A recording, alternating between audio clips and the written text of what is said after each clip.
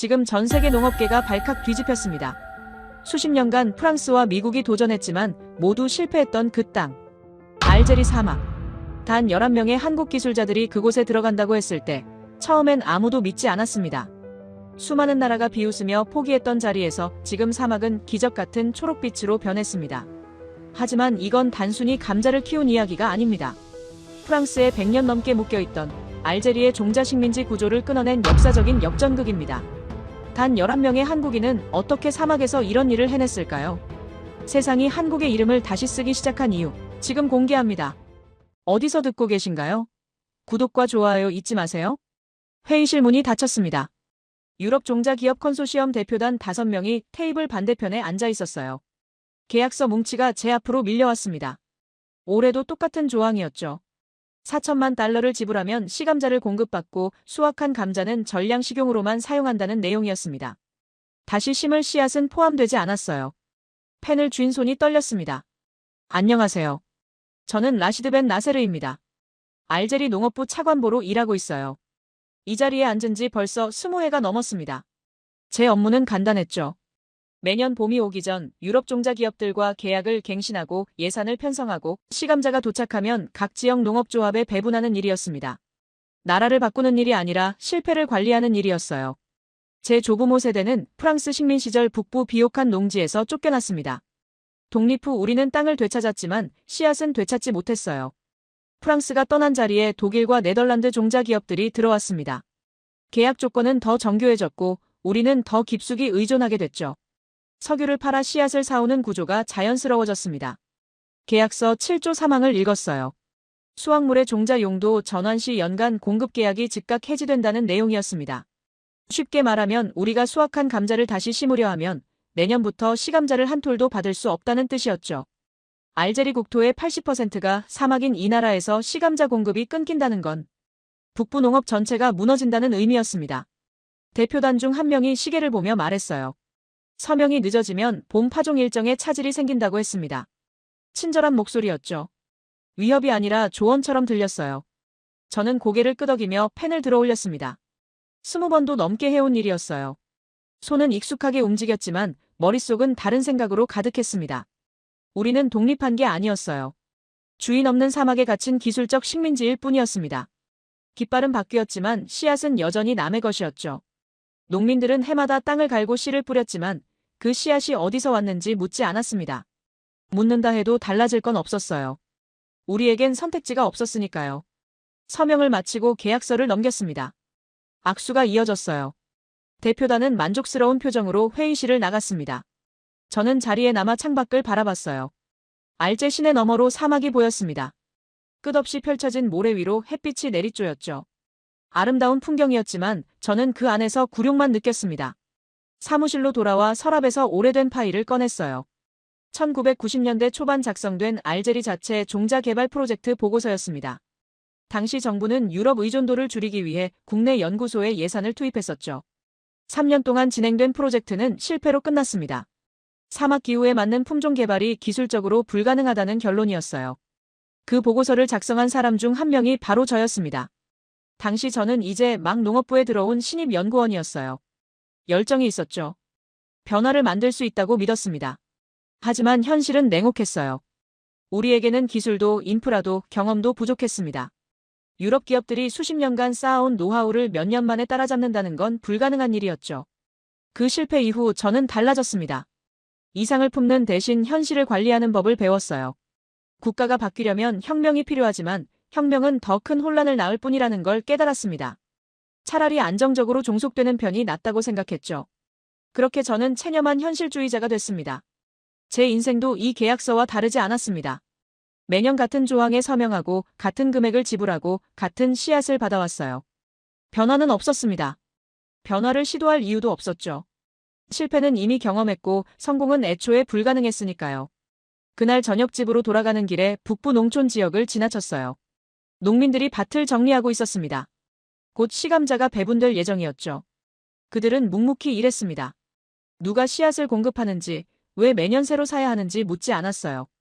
그저 주어진 씨앗을 심고 수확하는 일만 반복했습니다. 차를 세우고 한 농민에게 다가갔어요. 올해 수확은 어땠냐고 물었습니다. 농민은 괜찮았다고 답했죠. 감자 품질도 좋고 가격도 나쁘지 않았다고 했습니다. 저는 한 가지 더 물었어요. 수확한 감자 중 일부를 내년 시감자로 쓸 생각은 없느냐고요. 농민은 잠시 멈칫했습니다. 그러곤 고개를 저었어요. 그건 계약 위반이라고 했습니다. 공급이 끊기면 마을 전체가 망한다고 했죠. 저는 더 이상 묻지 않았습니다. 농민은 현실을 알고 있었어요.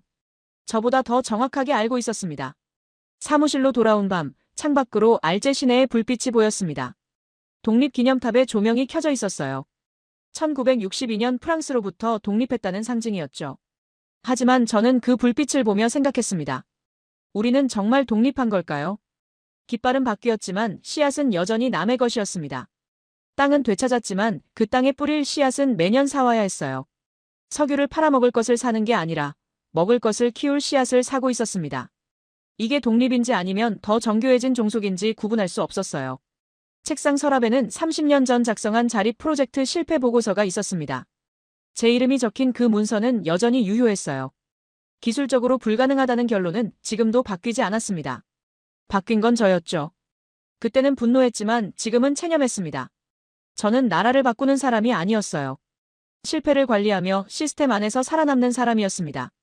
4천만 달러짜리 계약서에 매년 서명하고 시감자가 도착하면 배분하고 농민들이 수확하면 보고서를 작성하는 일을 반복했죠. 그게 제 역할의 전부였습니다. 내일 아침이면 또 다른 회의가 기다리고 있을 거예요. 예산 편성, 물류 조율, 지역 배분 계획. 모든 게 정해진 절차대로 흘러갈 겁니다. 저는 그 안에서 제 자리를 지킬 거예요. 변화를 꿈꾸지 않고 실패를 두려워하지 않으며 그저 주어진 일을 처리하면서요. 컴퓨터를 끄고 자리에서 일어났습니다. 사무실 문을 잠그며 복도 끝 독립기념 사진을 봤어요. 1962년 7월 5일 광장에 모인 수십만 군중이 환호하는 사진이었습니다. 그들은 자유를 얻었다고 믿었죠. 하지만 저는 알고 있었습니다. 우린 독립한 게 아니라 주인 없는 사막에 갇힌 기술적 식민지일 뿐이라는 걸요. 그로부터 사흘 후 책상 위에 국제우편 봉투가 놓여 있었습니다. 발신지는 제네바였어요. 국제농업개발기구 로고가 찍혀 있었죠. 봉투를 뜯는 순간 이미 알았습니다. 또 다른 원조 프로젝트 제안이겠거니 했어요. 지난 20년간 수십 번 받아본 그런 문서 중 하나일 거라고 생각했습니다. 제안서 첫 장을 펼쳤어요. 제목이 눈에 들어왔습니다. 종자 자립 가능성 검증을 위한 공동연구 프로젝트. 참여국은 대한민국이었죠. 한국이라는 이름을 보는 순간 비웃음이 나왔습니다. 아시아 국가가 아프리카 농업 문제를 해결하겠다니 얼마나 오만한 발상인지 알 수 없었어요. 다음 페이지로 넘겼습니다. 프로젝트 목표가 명시돼 있었어요. 알제리 사막 환경에 적합한 수경재배 기술 공동 개발 및 종자 증식 시스템 구축. 문장은 정중했지만 내용은 뻔했죠. 결국 자국 기술을 팔아먹으려는 거였습니다. 프랑스가 그랬고 독일이 그랬고 네덜란드가 그랬던 것처럼요. 하지만 다음 조항을 읽는 순간 손이 멈췄습니다. 이번 프로젝트는 시설 판매를 목적으로 하지 않으며 모든 기술 데이터 및 연구 결과물은 알제리 측에 전면 귀속된다. 이상했어요. 지금까지 받아본 어떤 제안서에도 이런 조항은 없었습니다. 기술 이전이라는 말조차 쓰지 않고 공동연구라는 표현만 반복됐죠. 페이지를 계속 넘겼습니다. 참여 인원 구성이 나왔어요. 한국 측 11명, 알제리 측 15명. 연구 주체는 알제리 농업연구소였고 한국 팀은 기술 자문 역할로만 표기돼 있었습니다. 이것도 처음 보는 구조였어요. 보통은 외국 기관이 주도하고 우리는 보조 역할을 맡았는데 이번엔 반대였죠. 그리고 마지막 장에 가장 이상한 문장이 있었습니다. 본 프로젝트는 성과를 장담하지 않으며 실패 시 모든 책임은 한국 측이 부담한다. 저는 그 문장을 3번 읽었어요. 믿기지 않았습니다. 외국 기관이 스스로 실패 가능성을 명시하다니요. 보통은 성공을 보장하며 화려한 미래를 약속했는데 이들은 정반대였습니다. 제안서를 덮고 창밖을 바라봤어요. 알제 시내 너머로 사하라 사막이 펼쳐져 있었습니다. 80%가 사막인 이 나라에서 농업 자립이라는 건 언제나 불가능한 꿈이었죠. 30년 전 우리가 직접 시도했다가 처참하게 실패한 그 꿈 말이에요. 한국이라는 나라가 뭘 안다고 이런 제안을 하는 건지 이해할 수 없었습니다. 책상 서랍에서 파일 하나를 꺼냈어요. 과거 외국 기관들과 진행했던 프로젝트 기록이었습니다. 1998년 프랑스 농업연구소와의 협력 사업, 2003년 독일 종자기업과의 기술 이전 계약, 2007년 네덜란드 온실 시스템 도입 프로젝트. 모두 같은 패턴이었죠. 처음엔 협력을 말하다가 결국 우리를 더 깊은 의존으로 몰아넣었습니다. 프랑스 프로젝트가 특히 기억났어요. 그들은 사막 적응 품종 개발을 약속했습니다. 3년간 공동 연구를 진행했죠. 하지만 핵심 기술은 절대 넘겨주지 않았어요. 연구 결과물은 모두 프랑스 본사로 보내졌고 우리에게 남은 건 값비싼 특허 사용료 청구서뿐이었습니다. 협력이라는 이름의 약탈이었죠. 한국 제안서를 다시 펼쳤습니다. 문장 하나하나를 꼼꼼히 읽어내려갔어요. 기술 귀속, 공동 연구, 실패 책임. 모든 조항이 너무 좋았습니다. 그래서 더 의심스러웠죠. 세상에 공짜는 없다는 걸 20년 관료 생활이 가르쳐줬으니까요. 아마 숨겨진 조건이 있을 거라고 생각했어요. 연구가 성공하면 특허권을 요구하거나 대규모 시설 계약을 강요하거나 아니면 정치적 영향력을 행사하려는 의도일 수도 있었습니다. 한국이 알제리에서 뭘 얻으려는지 아직 모를 뿐이지 분명 숨은 목적이 있을 거였어요. 제안서 뒷면에 연락처가 적혀 있었습니다. 윤태석, 한국수경재배 공동연구팀 책임 엔지니어. 이름 아래 짧은 소개가 있었죠. 1980년대 한국종자자립 프로젝트 참여 경력, 사막환경 수경재배 연구 15년. 경력은 화려했지만 저는 믿지 않았습니다. 경력이 화려할수록 더 교묘하게 속이는 법이니까요. 전화를 걸까 생각했다가 그만뒀어요. 어차피 통화해봤자 듣고 싶은 말만 늘어놓을 게 뻔했습니다. 협력, 상생, 지속 가능성. 그런 단어들로 포장된 거짓말을 또 들을 필요는 없었죠. 제안서를 서랍 깊숙이 넣어버렸습니다. 그날 오후 부서 회의가 있었어요. 시감자 배분 일정을 조율하는 자리였습니다. 유럽에서 들여온 시감자가 다음 주 항구에 도착한다는 보고를 받았죠. 4천만 달러어치였습니다. 회의실에 앉은 직원들은 아무도 이상하게 여기지 않았어요. 매년 반복되는 일이었으니까요. 회의가 끝나고 젊은 연구원 하나가 다가왔습니다. 사라였어요. 독립 이후 세대인 그는 때때로 순진한 질문을 던졌죠. 차관님, 우리가 직접 시감자를 만들 수는 없나요? 저는 대답 대신 미소만 지었습니다. 그 질문에 답하려면 30년 전 실패를 설명해야 했고 왜 그 실패 이후 아무도 다시 시도하지 않았는지 말해야 했으니까요. 사라는 물러서지 않았어요. 다른 나라는 성공했는데 우리는 왜 안 되는 거냐고 물었습니다. 저는 짧게 답했어요. 기술이 없어서요. 그는 되물었죠. 기술을 배우면 되지 않냐고요. 저는 고개를 저었습니다. 아무도 가르쳐주지 않는다고 했어요. 그때 한국 제안서가 떠올랐습니다. 모든 기술을 넘기겠다는, 실패 책임까지 지겠다는 그 이상한 제안 말이에요. 잠시 흔들렸어요. 혹시 정말로 다를지도 모른다는 생각이 스쳤습니다. 하지만 곧 고개를 저었죠. 씨앗을 넘기겠다는 외국인은 항상 거짓말쟁이였으니까요. 사무실로 돌아와 제안서를 다시 서랍에 넣었습니다. 깊숙이 밀어 넣었어요. 보이지 않는 곳에 두면 잊을 수 있을 거라고 생각했죠. 상대가 너무 많이 양보하면 나중에 더 큰 걸 요구한다는 게 협상의 기본 아니었나요? 한국은 지금 미끼를 던지고 있을 뿐입니다. 우리가 물면 그때 진짜 조건을 꺼낼 거예요. 창밖을 보니 해가 지고 있었습니다. 사막 너머로 붉은 노을이 펼쳐졌죠. 아름다운 풍경이었지만 저는 그 안에서 또다시 굴욕을 느꼈습니다. 프랑스가 그랬고 독일이 그랬고 네덜란드가 그랬던 것처럼 한국도 결국 같을 거라고 확신했어요. 책상 위에는 내일 처리할 서류들이 쌓여 있었습니다. 시감자 배분 일정표, 유럽 기업과의 계약갱신 안건, 북부 지역 농업 현황 보고서. 익숙한 일들이었어요. 변화 없이 반복되는 일상이었죠. 저는 그 일상이 안전했습니다. 컴퓨터를 끄며 생각했어요. 30년 전 실패의 기억이 너무 강렬해서 다시 시도한다는 생각 자체를 받아들일 수 없는 거였습니다. 체념은 저를 안전하게 만들었지만 동시에 가능성까지 차단해버렸죠. 하지만 그게 뭐가 잘못됐나요? 실패를 2번 경험할 필요는 없잖아요. 불을 끄고 사무실 문을 잠갔습니다. 엘리베이터를 타고 내려가며 제안서의 마지막 문장이 자꾸 떠올랐습니다. 실패 시 모든 책임은 한국 측이 부담한다. 왜 저런 조건을 다는 걸까요? 정말로 성과를 장담할 수 없어서일까요? 아니면 우리를 안심시키려는 전략일까요? 집으로 가는 길에 북부 농촌 지역을 지나쳤어요. 어둠 속에서 밭이 보였습니다. 다음 주면 유럽에서 온 시감자가 저 땅에 뿌려질 거예요. 매년 반복되는 풍경이었죠. 농민들은 묵묵히 일하고 저는 묵묵히 관리하고 시스템은 묵묵히 굴러갔습니다. 그게 현실이었어요. 한국이 뭘 제안하든 제안서에 뭐라고 쓰여 있든 현실은 바뀌지 않았습니다. 저는 여전히 실패를 관리하는 관료였고 알제리는 여전히 씨앗을 사오는 나라였죠. 집에 도착해 현관문을 열었습니다. 불을 켜고 소파에 앉았어요. 창밖으로 알제신의 불빛이 보였습니다. 독립기념탑 조명도 켜져 있었죠. 하지만 저는 더 이상 그 불빛을 보지 않았습니다. 한국 제안서도 씨앗 자립도 변화의 가능성도 생각하지 않으려 했어요. 내일이면 또 똑같은 하루가 시작될 겁니다. 그리고 저는 그 하루를 별 문제 없이 넘길 거예요. 한국 제안 같은 건 금방 잊힐 거였습니다. 아니, 잊어야 했어요. 그래야 안전했으니까요. 다음 날 아침 출근하자마자 장관실에서 호출이 왔습니다. 급한 일이라고 했어요. 엘리베이터를 타고 올라가는 동안 불길한 예감이 들었죠. 한국 제안건 때문일 거라는 걸 직감했습니다. 어젯밤 서랍 깊숙이 넣어뒀던 그 제안서 말이에요. 장관실 문을 열었어요. 하산 엘카디르 장관이 책상 앞에 앉아 있었습니다. 표정이 평소와 달랐어요. 냉정하고 계산적인 그 사람이 오늘은 뭔가 초조해 보였죠. 책상 위에 국제기구 공문이 놓여 있었습니다.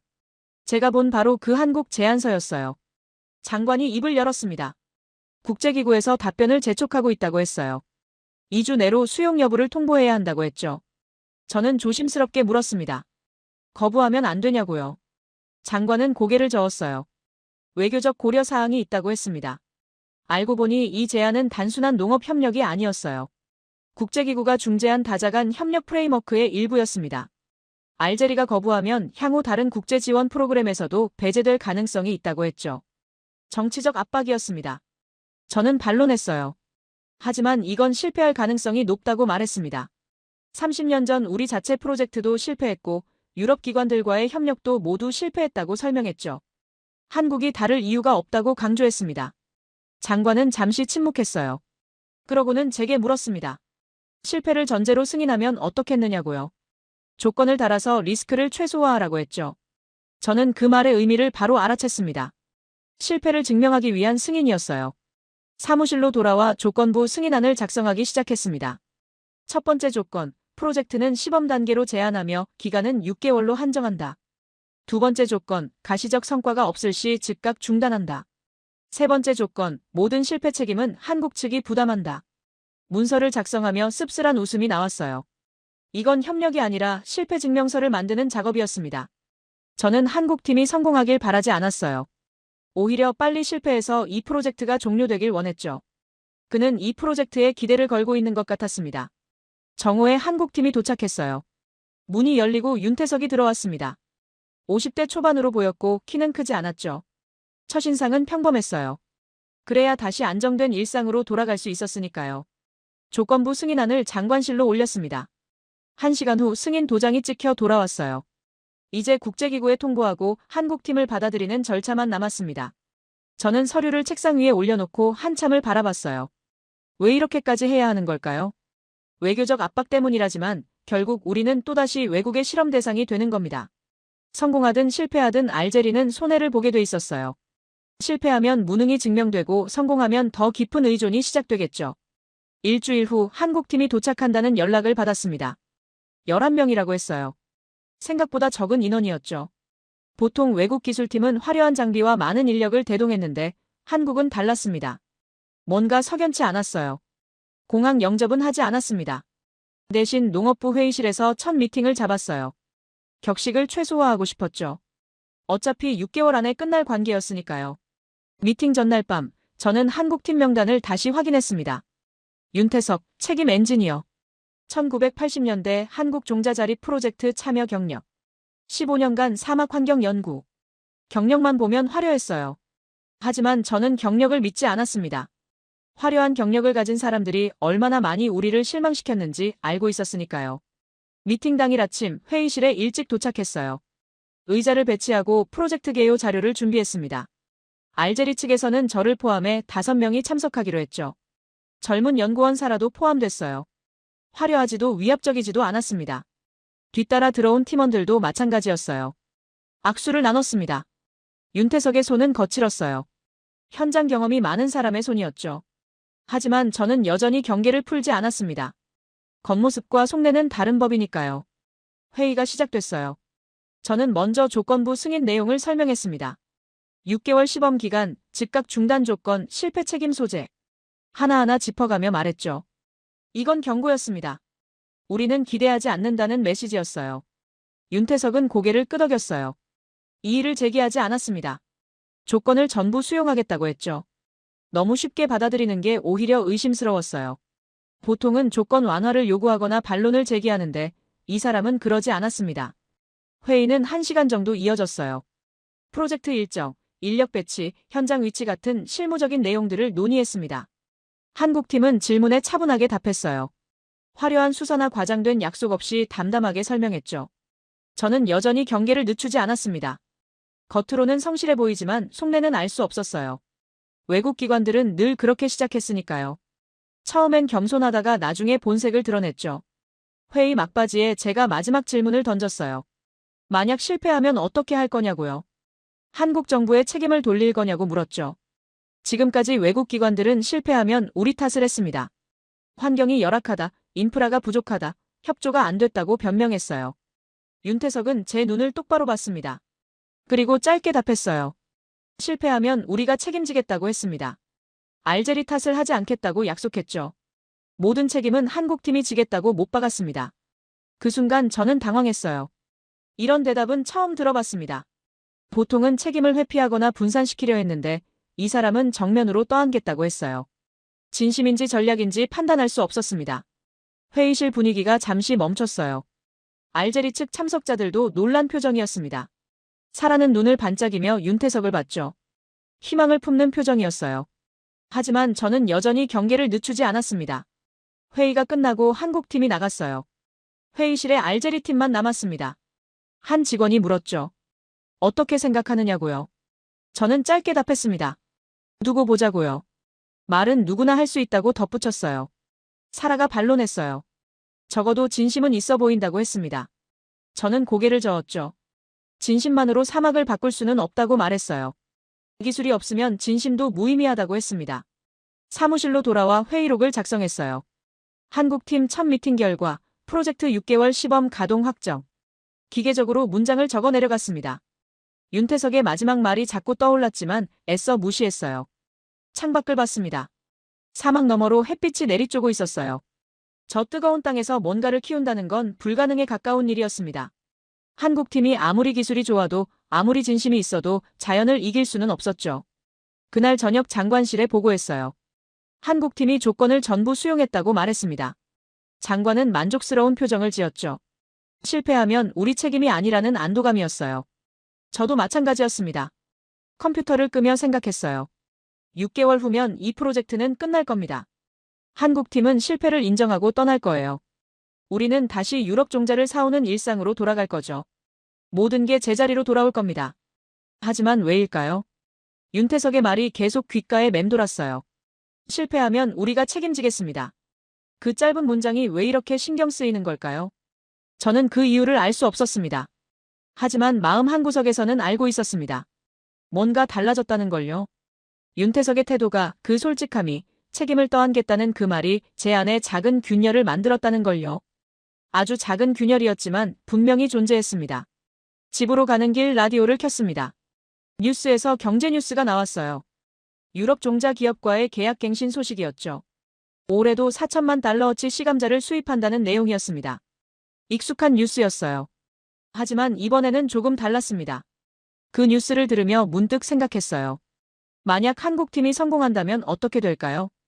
이 뉴스가 사라질까요? 아니면 숫자가 줄어들까요? 곧 고개를 저었어요. 말도 안 되는 상상이었습니다.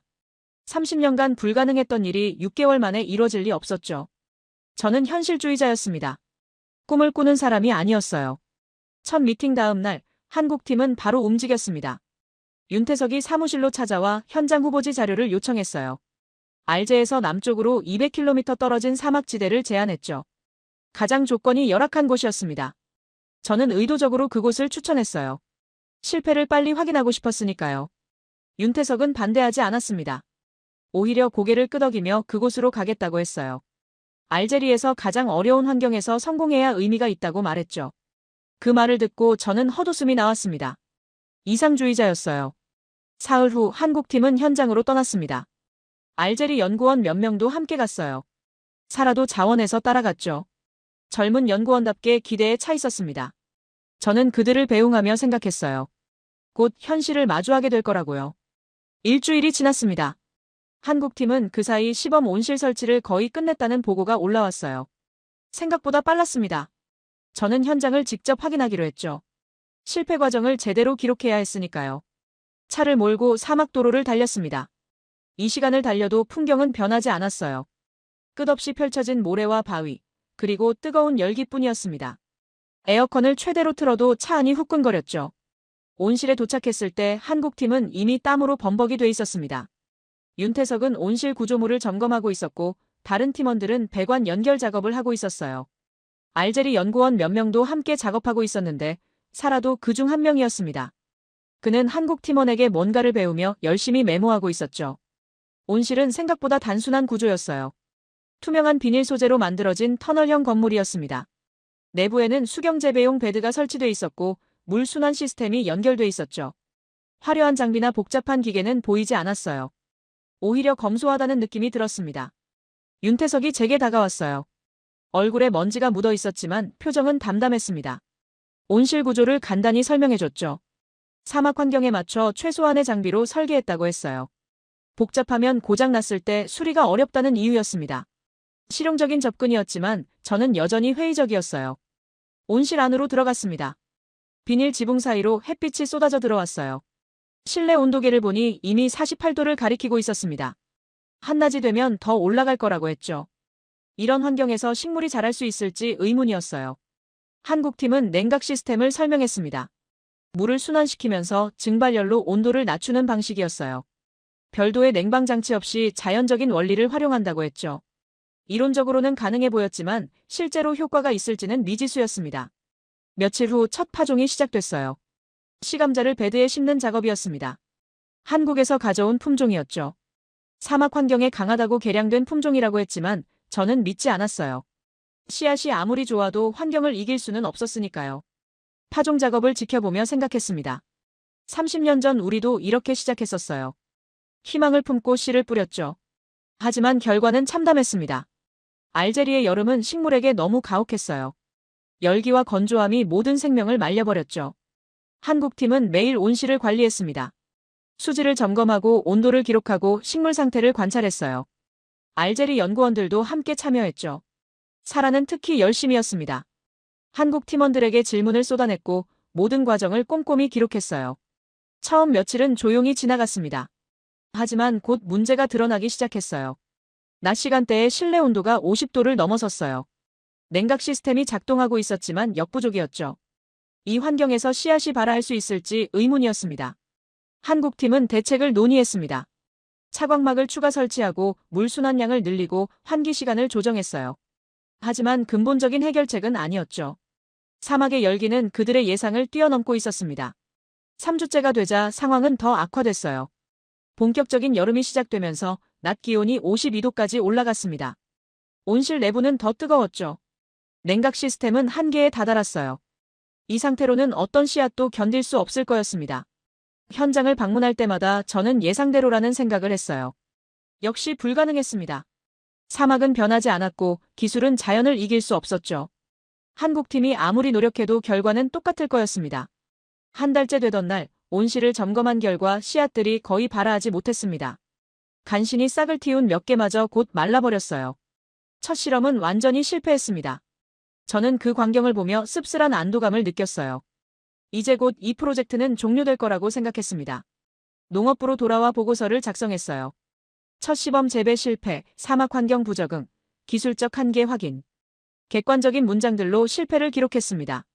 이 보고서가 장관실에 올라가면 프로젝트 중단 결정이 날 거였죠. 하지만 이틀 후 윤태석에게서 연락이 왔습니다. 미팅을 요청한다는 내용이었어요. 저는 이미 결과를 알고 있었죠. 실패를 인정하고 철수 일정을 논의하자는 거라고 생각했습니다. 회의실에서 기다리며 철수 절차를 머릿속으로 정리했어요.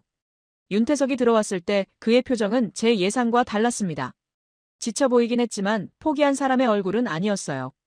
그는 자리에 앉아 먼저 말문을 열었습니다. 실패에 대해 사과한다고 했죠. 하지만 다음 말이 뜻밖이었어요. 두 번째 시도를 하고 싶다고 했습니다. 첫 실험에서 문제점을 파악했으니 개선할 수 있다고 설명했어요. 온도 관리 방식을 바꾸고 품종을 조정하고 파종 시기를 늦추겠다고 했죠. 6개월 기한이 아직 3개월 남았으니 가능하다고 강조했습니다. 저는 믿을 수 없었어요. 완전히 실패한 프로젝트를 계속하겠다는 건 비정상적이었습니다. 보통은 실패를 인정하고 명분을 찾아 철수하는 게 정상이었죠. 하지만 윤태석은 달랐어요. 그는 계속하고 싶어 했습니다. 제가 물었어요. 왜 계속하려는 거냐고요?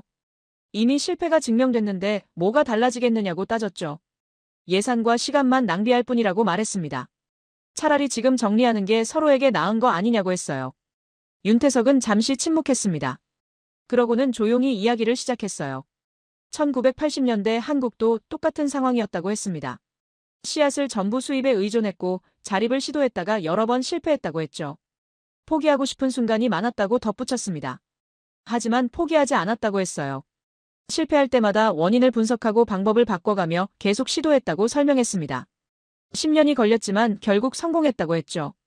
그래서 알제리도 가능하다고 믿는다고 말했습니다. 저는 반박했어요. 한국과 알제리는 다르다고 했습니다. 환경도 다르고 조건도 다르다고 강조했죠.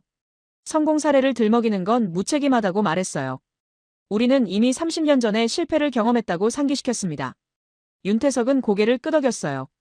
그러면서도 한 가지만 이해해달라고 했습니다. 남의 씨앗을 빌려 쓰는 서러움을 자신들도 안다고 말했어요. 매년 씨앗을 사야 하는 굴욕을 경험했다고 했죠. 그 기억 때문에 알제리를 돕고 싶다고 덧붙였습니다. 그 말을 듣는 순간 저는 말문이 막혔습니다. 윤태석의 목소리에는 진심이 담겨 있었어요. 동정이나 우월감이 아니라 공감이었죠. 같은 고통을 겪었던 사람의 공감이었습니다. 회의실에 침묵이 흘렀어요. 저는 윤태석을 바라봤습니다. 그는 제 눈을 피하지 않았어요. 담담하게, 그러나 단단하게 제 시선을 받아냈죠. 지난 20년간 만난 외국인 중 누구도 이런 눈빛을 갖지 못했습니다. 결국 저는 물러섰어요. 두 번째 시도를 허락한다고 말했습니다. 하지만 조건을 달았죠. 이번에도 실패하면 즉각 중단한다고 못 박았어요. 더 이상의 기회는 없다고 강조했습니다. 윤태석은 고개를 숙여 감사를 표했습니다. 그러고는 바로 현장으로 돌아갔어요. 저는 회의실에 혼자 남아 한참을 앉아 있었습니다. 방금 제가 무슨 결정을 한 건지 정확히 알 수 없었어요. 창밖을 봤어요. 사막 너머로 햇빛이 쏟아지고 있었습니다. 저 뜨거운 땅에서 다시 한번 실험이 시작될 거였어요. 결과는 뻔했습니다. 또다시 실패할 게 분명했죠. 하지만 이상하게도 저는 완전히 확신할 수 없었어요. 윤태석의 말이 자꾸 맴돌았습니다. 남의 씨앗을 빌려 쓰는 서러움. 그 문장 안에는 30년 전 제가 느꼈던 감정이 고스란히 담겨 있었어요. 사무실로 돌아와 장관실에 보고했습니다. 한국팀이 두 번째 시도를 요청했고 조건부로 승인했다고 말했어요. 장관은 못마땅한 반응을 보였죠. 실패가 확실한데 왜 시간을 끄느냐고 물었습니다. 저는 답했어요. 계약 기한이 아직 남아있으니 그들에게 기회를 준 것뿐이라고요. 어차피 실패하면 그때 중단하면 된다고 말했죠. 장관은 더 이상 묻지 않았습니다. 하지만 표정은 여전히 회의적이었어요. 혹시 제가 잘못 판단한 걸까요? 한국팀이 정말 다를지도 모른다는 생각이 스쳤어요. 하지만 곧 고개를 저었습니다. 실패는 실패였고 사막은 여전히 가혹했으며 자연은 바뀌지 않았어요. 두 번째 시도가 승인된 다음 주 한국팀은 현장으로 돌아갔습니다. 이번에는 준비가 달랐어요. 차광막 밀도를 높이고 물순환 주기를 세밀하게 조정했죠. 파종 시기도 한여름 피크를 피해 한 달 늦췄습니다. 윤태석은 첫 실패에서 얻은 데이터를 바탕으로 모든 변수를 재설계했다고 설명했어요. 저는 그들의 준비 과정을 지켜봤지만 여전히 기대하지 않았습니다. 조건을 아무리 바꿔도 사막은 사막이었고 52도의 열기는 변하지 않았으니까요. 일주일이 지났을 때 사라에게서 연락이 왔습니다. 목소리가 떨리고 있었어요. 싹이 텄다고 했습니다. 저는 잠시 말을 잇지 못했어요. 첫 실험 때도 싹은 텄었거든요.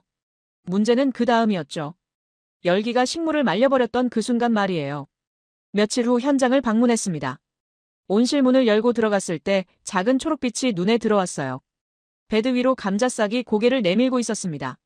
생각보다 건강해 보였죠. 잎이 시들지 않았고 줄기도 단단해 보였어요. 윤태석이 다가와 온도계를 가리켰습니다. 실내 온도가 36도였어요. 바깥은 48도였죠.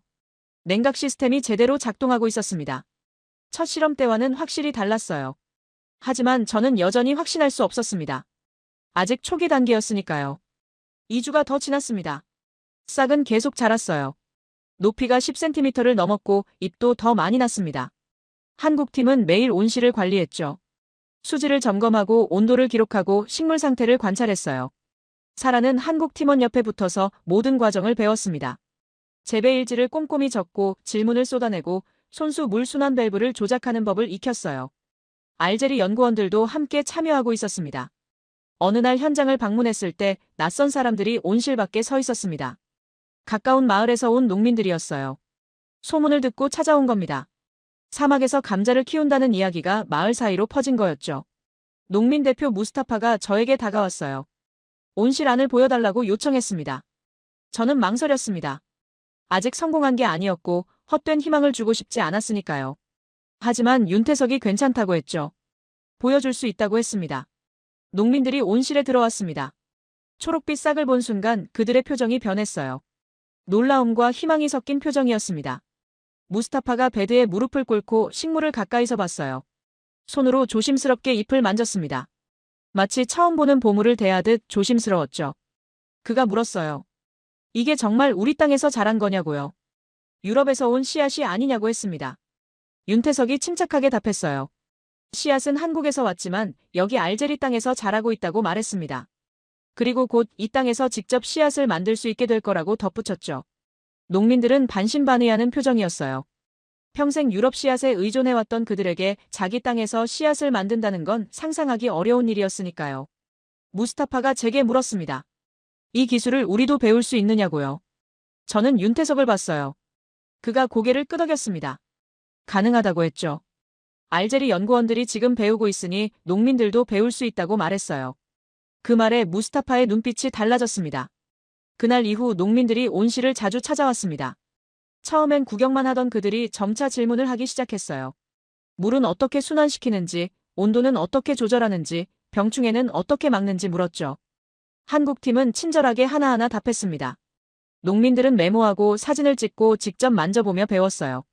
한 달이 더 지났습니다. 식물은 30cm까지 자랐어요. 줄기가 굵어지고 잎이 무성해졌습니다.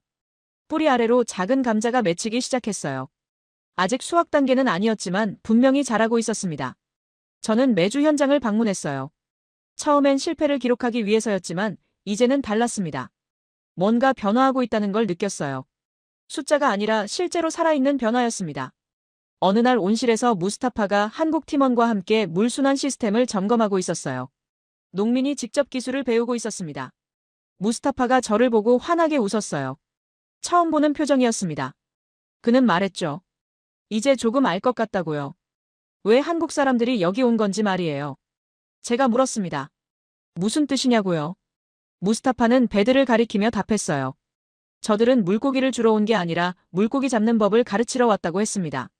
그래서 우리가 직접 씨앗을 만들 수 있게 하려는 거라고 덧붙였죠. 그 말을 듣는 순간 가슴이 먹먹해졌습니다. 무스타파는 농민이었지만 핵심을 정확히 꿰뚫고 있었어요. 한국팀이 뭘 하려는지 제대로 이해하고 있었습니다. 온실을 나와 사막을 바라봤어요. 지평선까지 펼쳐진 척박한 땅 위에 세워진 작은 온실 안에서는 초록빛이 자라고 있었습니다. 이건 숫자가 아니었어요. 보고서에 적을 데이터가 아니었습니다. 살아있는 변화였어요. 씨앗이 뿌려지고 싹이 트고 사람들이 모여들고 희망이 싹트는 과정이었습니다. 농업부로 돌아와 중간 보고서를 작성했습니다. 두 번째 시범 재배 진행 중, 초기 생육 양호, 온도 관리 기술 개선 확인. 객관적인 문장들이었어요. 하지만 이번에는 실패를 기록하는 게 아니었습니다. 뭔가 달라지고 있었어요. 보고서를 쓰면서 이상한 감정이 들었습니다. 기대와 두려움이 뒤섞여 있었어요. 기대는 위험했습니다. 실망으로 이어지니까요. 30년 전 저도 기대했다가 처참하게 무너진 경험이 있었어요. 하지만 두려움도 이상했습니다. 왜 성공이 두려운 걸까요? 성공하면 좋은 일 아닌가요? 하지만 성공은 변화를 의미했어요. 제가 20년간 해온 일들이 바뀐다는 뜻이었습니다. 실패를 관리하고 체념을 정당화하던 제 역할이 사라진다는 뜻이었죠. 창밖을 봤습니다. 해가 지고 있었어요. 사막 너머 온실에서는 식물들이 어둠 속에서도 계속 자라고 있었습니다. 몇 달 전만 해도 상상하지 못했던 일들이었어요. 한국팀이 와서 온실을 세우고 농민들이 모여들고 뭔가 싹트고 있었습니다. 매년 같은 계약서에 서명하고 같은 보고서를 쓰고 같은 하루를 반복했죠. 하지만 이제는 달라질지도 몰랐습니다. 온실의 초록빛이 뭔가를 바꾸고 있었어요. 저를 포함해서요. 저는 더 이상 완전히 체념하지 못하고 있었습니다. 제 안의 균열은 점점 커지고 있었고 그 틈으로 무언가가 계속 스며들고 있었어요. 그게 희망인지 불안인지 구분할 수 없었지만 분명히 느낄 수 있었습니다. 윤태석의 집요함이, 농민들의 눈빛이, 그 작은 초록빛이 저를 바꾸고 있었어요. 30년간 쌓아온 체념의 벽에 금이 가고 있었습니다. 온실의 초록빛은 계속 자라고 있었습니다. 2달이 더 지났어요. 감자는 수확 단계에 가까워졌고 한국팀이 떠날 날이 다가오고 있었습니다. 6개월 기한이 거의 끝나가고 있었죠. 어느 날 오후 장관실에서 호출이 왔습니다. 비공식 면담이라고 했어요. 저는 이상한 예감이 들었습니다. 하산 장관이 비공식 면담을 요청하는 건 흔한 일이 아니었으니까요. 장관실에 도착했을 때 하산은 소파에 앉아 있었습니다. 차를 권하며 자리를 권했어요. 격식을 최소화한 자리였죠. 그가 먼저 말을 꺼냈습니다. 한국 프로젝트가 예상보다 잘 진행되고 있다고 했어요. 수학 후 계획은 어떻게 되느냐고 물었죠. 저는 답했습니다. 한국팀이 기술을 이전하고 떠날 거라고요. 알제리가 독자적으로 운영할 수 있게 됐다고 말했어요.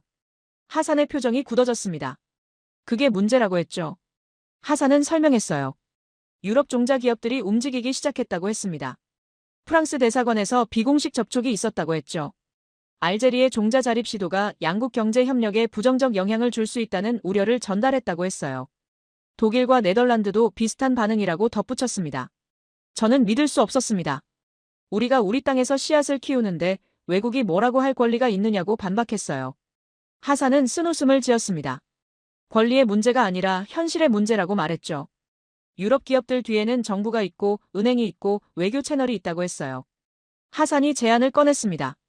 한국 프로젝트의 성과를 인정하되 상업화는 유럽 기업과 합작으로 진행하자는 거였어요. 기술은 알제리가 갖되 생산과 유통은 기존 파트너들과 함께 하자는 제안이었죠. 저는 어이가 없었어요. 그게 무슨 자립이냐고 물었습니다. 결국 다시 유럽에 종속되는 거 아니냐고 따졌죠. 하산은 침착하게 답했어요. 종속이 아니라 협력이라고 했습니다. 현실적인 선택이라고 강조했죠. 그가 말했습니다. 라시드, 자네는 이상주의자가 됐군. 하지만 우리는 현실을 봐야 해. 국가는 자존심으로 운영되지 않아. 안정으로 운영되지. 그 말을 듣는 순간 저는 분노가 치밀어 올랐어요. 저는 반박했습니다. 안정이요? 매년 4천만 달러를 쓰면서 씨앗 하나 만들지 못하는 게 안정인가요? 유럽 기업 눈치 보면서 농업 주권을 포기하는 게 안정인가요? 목소리가 높아졌습니다. 하산은 여전히 침착했어요. 그래, 그게 안정이야. 불완전하지만 예측 가능한 안정이지. 자네가 원하는 자립은 뭔가? 유럽과의 관계를 깨고 경제 압박을 받고 불확실한 미래로 뛰어드는 건가? 그게 국가를 책임지는 자세인가? 저는 답했어요. 한국팀이 보여준 게 바로 그겁니다. 불확실하지만 시도했고 실패했지만 포기하지 않았고 결국 해냈어요.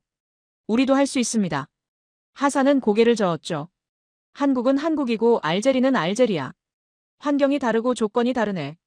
제가 물었습니다. 그럼 장관님은 이 프로젝트를 어떻게 하시려는 겁니까? 하산은 답했어요. 시범 사업으로 마무리하고 유럽 기업과의 합작 협상을 시작하겠다고 했습니다. 한국팀의 기술은 알제리에 남기되 실제 생산은 기존 파트너들과 함께 한다는 계획이었죠. 저는 믿을 수 없었어요. 그건 한국팀을 배신하는 겁니다. 그들은 기술을 우리에게 완전히 넘기려고 했어요. 유럽 기업 손에 넘기라고 준 게 아니었죠. 제가 반문했습니다. 농민들은 어떻게 합니까? 무스타파 같은 사람들은요? 그들은 직접 기술을 배우고 희망을 품었어요. 그걸 다시 빼앗는 겁니까? 하산은 한숨을 쉬었어요. 라시드, 농민들은 현실을 몰라. 그들은 온실 하나 보고 희망을 품지만 국가 전체를 운영하는 건 그렇게 단순하지 않아. 씨앗 하나가 전부를 바꿀 수는 없네. 저는 일어섰습니다. 더 이상 들을 수 없었어요. 하산이 제 팔을 잡았습니다. 앉게, 라시드. 아직 끝난 게 아니야. 하지만 저는 고개를 저었어요. 제 의견은 명확합니다. 이 프로젝트는 끝까지 가야 합니다. 유럽 기업 없이요. 하산의 표정이 굳어졌습니다. 그건 자네 개인 의견이지 국가의 결정이 아니야. 최종 결정은 내가 한다네. 저는 답했어요. 알고 있습니다. 하지만 전 동의할 수 없습니다. 그리고 문을 열고 나왔습니다. 복도를 걸으며 손이 떨렸어요. 분노 때문인지 두려움 때문인지 알 수 없었습니다. 30년간 함께 일했던 상사가 이렇게 생각하고 있었다니요. 아니, 어쩌면 저도 몇 달 전까지는 하산과 같은 생각이었을지도 몰랐어요. 사무실로 돌아와 책상에 앉았습니다. 창밖으로 사막이 보였어요. 저 너머 온실에서는 지금도 식물이 자라고 있었습니다. 농민들이 기술을 배우고 있었죠. 하산의 말이 자꾸 떠올랐어요. 국가는 자존심으로 운영되지 않는다. 안정으로 운영된다. 논리적으로는 맞는 말이었어요. 하지만 가슴 한쪽이 받아들이지 못했습니다. 윤태석의 얼굴이 떠올랐어요. 남의 씨앗을 빌려 쓰는 서러움을 안다고 했던 그 사람. 무스타파의 눈빛도 떠올랐습니다. 물고기 잡는 법을 배우고 있다고 기뻐했던 그 농민. 제 안에서 두 개의 목소리가 싸우고 있었어요. 하나는 말했습니다. 하산이 옳다고요. 현실을 봐야 한다고요. 안정이 최우선이라고요. 다른 하나는 반박했어요. 그건 또 다른 굴복이라고요. 30년 전 포기했던 걸 또 포기하는 거라고요. 전화벨이 울렸어요. 윤태석이었습니다. 내일 최종 미팅을 하고 싶다고 했죠. 6개월 프로젝트가 종료되니 정리 미팅을 하자는 거였어요. 저는 짧게 답했습니다. 알겠다고요. 시간 알려달라고 했죠. 전화를 끊고 한참을 멍하니 앉아 있었습니다. 내일 윤태석을 만나면 뭐라고 말해야 할까요? 장관이 유럽 기업과 합작하려 한다고 말해야 할까요? 아니면 모른 척하고 감사 인사만 해야 할까요? 해가 지고 있었어요. 사무실 창밖으로 알제 신의 불빛이 켜지기 시작했습니다. 저는 혼란스러웠어요. 무엇이 옳은 선택인지 알 수 없었습니다. 하산의 현실주의가 옳은 걸까요? 아니면 제 안에서 꿈틀대는 저항이 옳은 걸까요? 불을 끄고 사무실을 나섰습니다. 복도는 어두웠어요. 발소리만 울렸습니다. 내일이면 모든 게 결정될지도 몰랐어요. 하산의 계획대로 진행될지, 아니면 제가 뭔가를 바꿀 수 있을지. 저는 아직 몰랐습니다. 주차장에서 차에 올랐어요. 시동을 걸고 핸들을 잡았지만 한참을 움직이지 못했습니다. 머릿속이 복잡했어요. 분노와 혼란과 두려움이 뒤섞여 있었습니다. 다만 한 가지는 확실했습니다. 내일 윤태석을 만나면 결정해야 한다는 것. 침묵할 것인지 아니면 말할 것인지. 그 선택이 모든 걸 바꿀 거라는 것이었습니다. 다음 날 아침 일찍 현장에 도착했습니다. 윤태석과 한국팀이 이미 와 있었어요. 오늘이 수학일이었습니다. 온실 안으로 들어갔습니다. 한국 팀원들이 조심스럽게 한 포기를 캤어요. 뿌리에 매달린 감자들이 드러났습니다. 윤태석이 감자를 들어 올렸어요. 크기가 제법 됐습니다. 사라가 무게를 쟀습니다. 한 포기당 평균 600g. 상업적 재배 기준을 충족하는 수치였어요. 알제리 땅에서 성공한 겁니다. 무스타파를 비롯한 농민들이 환호했어요. 윤태석이 제게 다가와 말했습니다. 함께 성공했다고요. 저는 더 이상 참을 수 없었습니다. 온실 밖으로 윤태석을 불렀어요. 사막을 바라보며 말했습니다. 윤 박사님께 말씀드릴 게 있다고요. 저는 모든 걸 털어놨습니다. 하산 장관이 유럽 기업과 합작을 추진하고 있다고 말했어요. 기술은 알제리가 갖되 생산과 유통은 기존 파트너와 함께 한다는 계획이라고 설명했죠. 윤태석은 한참 침묵했습니다. 그러더니 쓴웃음을 지었어요. 결국 그렇게 되는군요. 목소리가 떨리고 있었습니다. 제가 말했습니다. 죄송하다고요. 윤태석은 고개를 저었습니다. 라시드 씨 잘못이 아니라고 했죠. 그가 말했습니다. 한국도 60년대에 똑같았다고요. 씨앗 하나 없이 전부 수입했다고 했죠. 하지만 포기하지 않았고 자립했다고 말했어요. 씨앗은 주권이라고 강조했습니다. 저는 그 말을 듣고 가슴이 뛰었습니다. 윤태석이 물었어요. 라시드 씨는 어떻게 하고 싶으냐고요. 저는 답했습니다. 모르겠다고요. 그가 말했습니다. 선택은 라시드 씨 몫이라고요. 오후가 되자 하산 장관이 현장에 도착했습니다. 언론도 함께 왔어요. 하산은 온실을 둘러보고 만족스러운 표정을 지었죠. 그러더니 윤태석에게 사무실로 가자고 제안했습니다. 회의실에 앉았어요. 하산이 입을 열었습니다. 이 기술을 상업화하려면 유럽 종자 기업들과 합작이 필요하다고 말했죠. 윤태석은 침착하게 답했습니다. 거절한다고요. 완전한 자립을 전제로 협력했다고 강조했습니다. 하산의 표정이 굳어졌습니다. 현실을 보셔야 한다고 말했어요. 윤태석은 고개를 저었습니다. 상황이 다르다고 포기하면 영원히 못 바꾼다고 답했어요. 회의실에 침묵이 흘렀습니다. 결국 하산이 일어났어요. 내일 다시 얘기합시다. 그리고 회의실을 나갔습니다. 윤태석과 저만 남았어요. 윤태석이 말했습니다. 라시드 씨, 이제 선택할 시간입니다. 저는 답하지 못했어요. 해가 지고 온실 밖으로 나왔을 때 무스타파가 서 있었어요. 그는 제게 물었습니다. 정부가 뭔가 꾸미고 있느냐고요. 저는 거짓말할 수 없었습니다. 유럽 기업과 합작할지도 모른다고 말했어요. 무스타파의 표정이 굳어졌습니다. 결국 또 빼앗기는군요. 우리는 영원히 구걸하며 살아야 하는 거냐고 말했어요. 차에 올라 농업부로 돌아가는 길에 생각했습니다. 저는 20년간 현실을 핑계로 포기했어요. 하지만 그게 정말 맞는 선택이었을까요? 무스타파의 눈빛이, 윤태석의 말이, 온실의 감자가 자꾸 떠올랐습니다. 사무실에 도착했을 때 결심했습니다. 더 이상 침묵하지 않기로요. 무엇을 할지는 아직 몰랐지만 적어도 포기하지는 않기로 했어요. 30년 만에 처음으로 제 안에 무언가가 움직이기 시작했습니다. 다음 날 아침 농업부에 도착했을 때 이상한 기운이 감돌았습니다. 하산 장관이 긴급회의를 소집했다는 소문이 돌고 있었어요. 회의실에 들어갔습니다. 하산이 말했어요. 오늘부터 온실 운영을 중단한다고요. 유럽 파트너와 협상이 끝날 때까지 시설을 봉쇄한다고 했습니다. 저는 믿을 수 없었어요. 하산은 냉정하게 답했습니다. 국익을 위한 결정이라고 했죠. 그 순간 결심했습니다. 회의실을 나와 곧장 현장으로 향했어요. 온실에 도착했을 때 경비원 2명이 문 앞을 지키고 있었습니다. 출입금지 명령이 떨어진 겁니다. 하지만 농민들도 와 있었어요. 무스타파를 비롯해 20명 넘는 사람들이 온실 주변에 모여 있었습니다. 무스타파가 저를 보고 다가왔어요. 정말 문을 닫는 거냐고 물었습니다. 저는 고개를 끄덕였습니다. 무스타파의 얼굴이 일그러졌어요. 저는 깊게 숨을 들이쉬었습니다. 30년간 해본 적 없는 말을 꺼냈어요. 아니라고요. 제가 막겠다고 했습니다. 경비원들에게 다가가 문을 열라고 요구했어요. 저도 농업부 국장이라고요. 이 시설 책임자는 저라고 강조했습니다. 무스타파가 앞으로 나왔습니다. 우리는 이 온실을 지킬 거라고 선언했어요. 제 전화가 울렸습니다. 하산이었어요. 라시드, 당장 현장에서 물러나게. 저는 침착하게 답했습니다. 죄송하지만 따를 수 없다고요. 20년간 잘못된 길을 걸었다면 지금이라도 바로잡겠다고 말했어요. 전화를 끊었습니다. 오후가 되자 더 많은 농민들이 모여들었습니다. 결국 200명 넘게 온실 주변을 둘러쌌어요.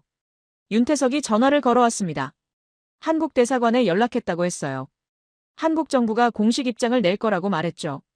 저녁이 되자 언론이 찾아왔습니다. 무스타파가 인터뷰에 응했어요. 우리는 씨앗을 지키려는 것뿐이라고 말했습니다. 그날 밤 온실 앞에서 농민들과 함께 보냈습니다. 다음 날 아침 하산이 직접 현장에 왔습니다. 경찰도 함께였어요. 하지만 농민들이 제 앞을 막아섰습니다. 무스타파가 하산에게 말했어요. 라시드 국장을 건드리면 우리가 가만히 있지 않겠다고요. 하산은 난처한 표정이었습니다. 카메라가 모든 걸 찍고 있었어요. 하산이 저를 조용한 곳으로 불렀습니다. 라시드, 자네 이러면 끝이야. 지금이라도 물러나게. 저는 고개를 저었어요. 전 더 이상 두렵지 않습니다. 30년간 두려움 때문에 침묵했지만 이제는 아니라고 말했죠. 하산의 표정이 변했습니다. 그가 한숨을 쉬었어요. 자네가 이길 것 같진 않지만 시도는 해보게. 그리고 돌아섰습니다. 일주일이 지났습니다. 농민들은 계속 온실을 지켰어요. 언론은 연일 보도했고 여론이 움직이기 시작했습니다. 한국 대사관이 공식 성명을 냈어요. 기술 이전 협정 위반이라고 명확히 했습니다. 결국 정부가 물러섰습니다. 하산이 전화를 걸어왔어요. 유럽 합작은 보류한다고 했습니다. 온실 운영을 재개하라고 지시했죠. 농민들이 환호했습니다. 무스타파가 저를 껴안았어요. 해냈다고 소리쳤죠. 저는 그 순간 눈물이 났습니다. 30년 만에 처음으로 뭔가 이긴 기분이었어요.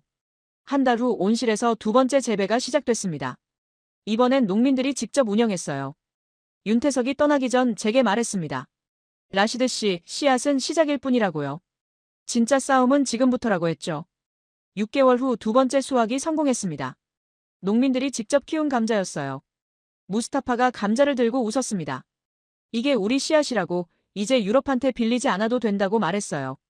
저는 사무실 창문으로 사막을 바라봤습니다. 저 너머 온실에서는 초록빛이 자라고 있었어요. 작지만 분명한 변화였습니다. 알제리는 이제 자기 씨앗을 갖게 됐어요. 책상 위에 새 보고서가 놓여 있었습니다. 내년도 종자 수입 예산안이었어요. 4,200만 달러에서 3,800만 달러로 줄었습니다.